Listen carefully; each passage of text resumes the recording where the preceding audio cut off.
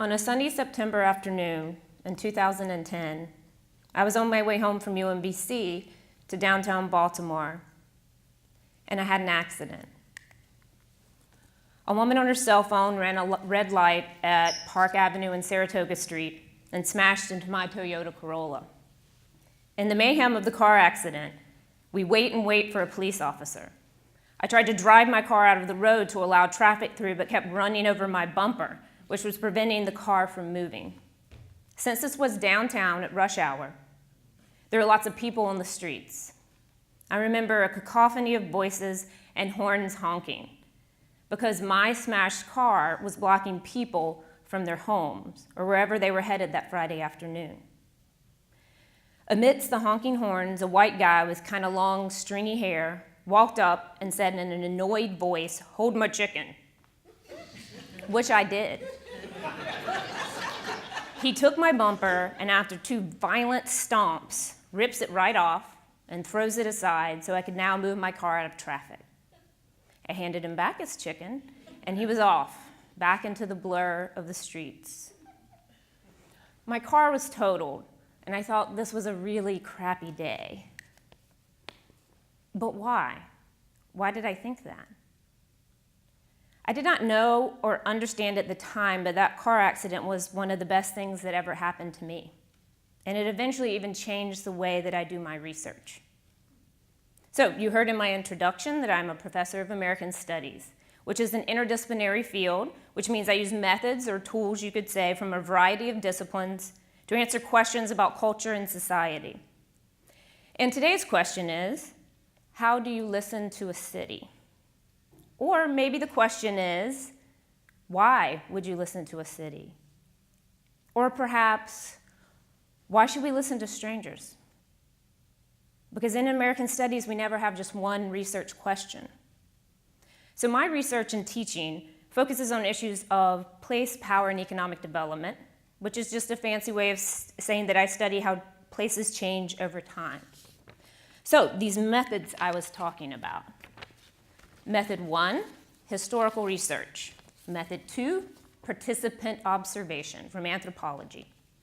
So after my accident, on Monday, I took the public bus to work at UMBC. I did not have much previous experience with public transportation. Day 1, 2 guys in wheelchairs in the front of the bus got into a fist fight. There were many intriguing and some disturbing experiences on the city bus. There were accidents, fires, and one time an earthquake. But I was on the bus, so I didn't feel the ground shake. I just saw people's reaction to the shaking out of the bus window. So there was a lot of participant observation on the bus and waiting on the bus, because that's a big part of the process. But through these experiences, I started to really see the beauty, that cacophony of voices and sounds that make a city a city. So if you really listen to a place, you're listening to strangers. Listening to strangers can help you figure out both where you are and who you are. And that's what we're here to talk about today. Method 3, listening. I have found listening, really listening, has been the most important but also the most difficult method I've used in my research. In 2014, I worked with a group of professors to start the Baltimore Traces Communities in Transition project. The idea was to document and study how the city was changing and how people felt about those changes. For Baltimore Traces, my students and I would interview people in the city and then create podcasts for a local public radio show. My work with Baltimore Traces is primarily focused on arts districts and public markets, sites of immense change, but also immense inequality. My first Traces course was in spring 2015, and it focused on interviewing people in the Station North Arts and Entertainment District. Students interviewed longtime business owners, artists, workers, residents, and developers. Then the Baltimore uprising happened. and listening to the city took on a new urgency.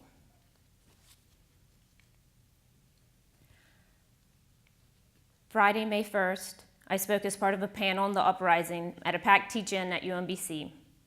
I told students the two most important things that I have learned as a professor engaged in public humanities work: show up and listen. Martin Luther King Jr. said a riot is the language of the unheard, and I agree. And listening is the language of the humanities.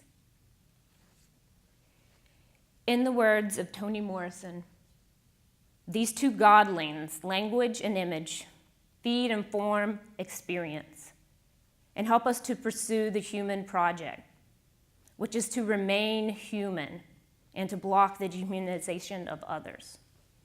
There are no strangers. There are only versions of ourselves.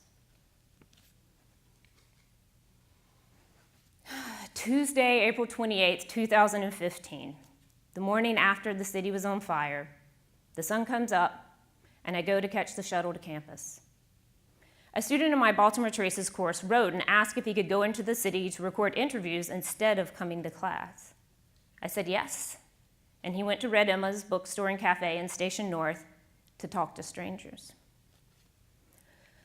The concluding lines of that first Baltimore Traces podcast were recorded that day. I think the city is tired, so we need to figure out the problems, the real issues. Let's figure out what's wrong and ask why. If you're doing something wrong, share why. Some people will listen. Some people will not and just see violence. But a lot of people will listen if you say why. And I think this is a great conclusion to a podcast because it leaves you wanting to know more, wanting to listen more, wanting to know why. And in that first Baltimore Traces course, it was a student that shifted the methodology of the project.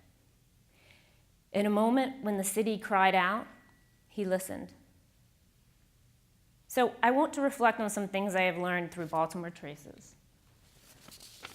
Number one, give students the agency to shape projects. They have good ideas and should be taken seriously. Number two, the scholarly method for research interviews is interview, transcribe, code the interview for themes, analyze, write up your findings. Working with journalists, we learned that this was wrong. For making podcasts, we skipped the most important step, listening. Because sometimes it's not what someone says, but how they say it that matters. Number three, in research, you fall in love with your subject, but you gotta break up and then fall in love with your listener. Number four, because we noticed gaps in the voices we were getting, we developed the on-the-street interview method, where we would walk up to strangers, explain our project, get informed consent, and do an interview on the spot. So now I want to turn to a specific place in the city, the Lexington Market, which is the oldest continuously running public market in the United States and almost as old as the city of Baltimore itself. And some of the best podcasts that we made focused on Lexington Market. And in fall of 2017, Learning from Lexington was an entire course focused on the Lexington Market, because in 2016, it looked like the market would be torn down and redeveloped. So in asking people what they thought about the changes at Lexington Market, we realized that no one really knew what those changes were. And since not everyone in Baltimore listens to public radio, we put together a print zine on the history of the market and the proposed changes to use in our on-the-street interviews. Having the zines was helpful in getting people to trust us, piquing their interest, and having a tangible object to focus on, which eased some of the anxiety inherent in talking to strangers.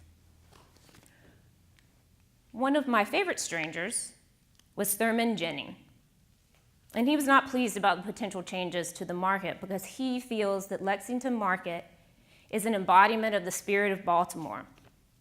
A lot of the residents, as far as I've encountered, don't necessarily have the easiest ways of succeeding in life. But it's the will It's the drive that a person has that makes them go out and get and achieve. Lexington Market, you look around at all the business shops and you look around at all the faces, it's that same spirit, that same drive, that same get up and go. And I don't know what the day will bring, but let's hope for the best. Reflecting on the process of taking UMBC students out to listen to strangers in the city, as I now try to turn our research and podcast into fellowship applications, scholarly articles, and the traditional work of an academic, is that something is lost in translation. And I never noticed this until I began to try and turn the podcast, the cacophony of voices, back into a written text. So what is lost? The sounds of a human being? The sounds of a human being in a specific place? The sounds of someone other than me or you? The sounds of humanity? The sounds of the humanities? I'm still working this through.